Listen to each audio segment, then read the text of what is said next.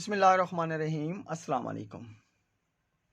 آج ہم سورت بقرہ کی آیت نمبر 21 تا 30 تک کا اردو آسان ترجمہ بیان کریں گے۔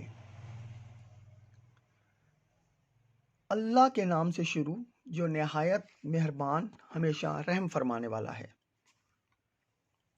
اے لوگو، اپنے رب کی عبادت کرو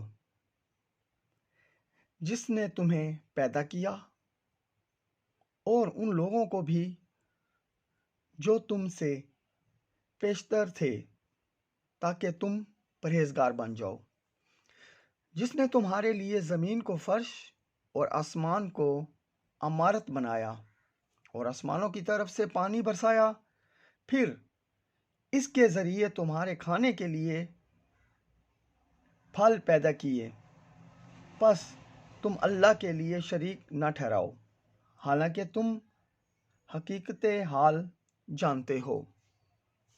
اور اگر تم اس کلام کے بارے میں شک میں مبتلا ہو جو ہم نے اپنے بندے پر نازل کیا ہے، تو اس جیسی کوئی ایک صورت ہی بنا لاؤ اور اس کام کے لیے بے شک اللہ کے سوا اپنے سب حمایتوں کو بلا لو۔ اگر تم اپنے شک اور انکار میں سچے ہو،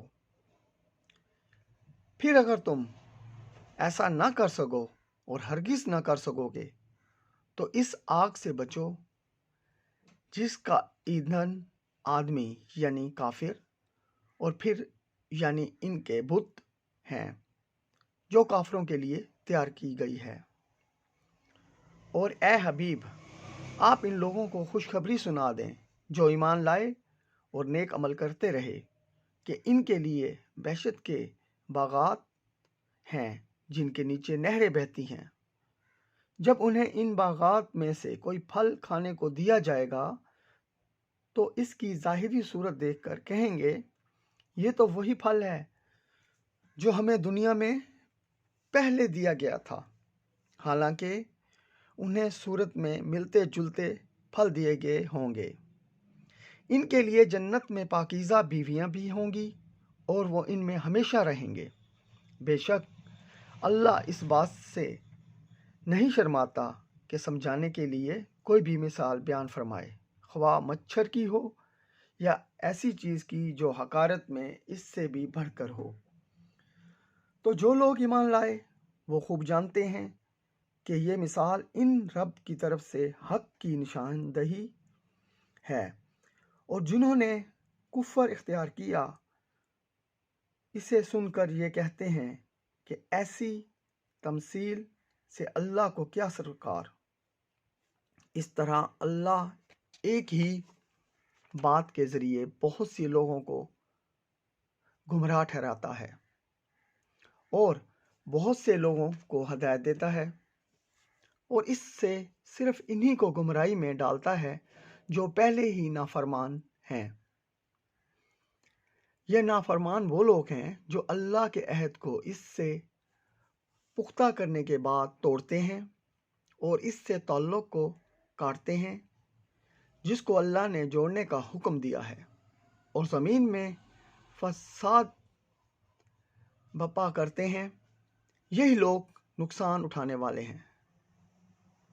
تم کس طرح اللہ کا انکار کرتے ہو حالانکہ تم بے جان تھے؟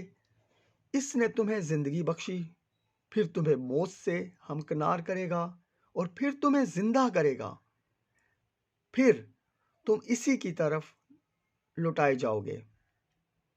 وہی ہے جس نے سب کچھ جو زمین میں ہے تمہارے لیے پیدا کیا، پھر وہ کائنات کے لیے بالائی حصوں کی طرف متوجہ ہوا تو اس نے انہیں درست کر کے ان کے 7 آسمانی طبقات بنا دیے، اور وہ ہر چیز کا جاننے والا ہے۔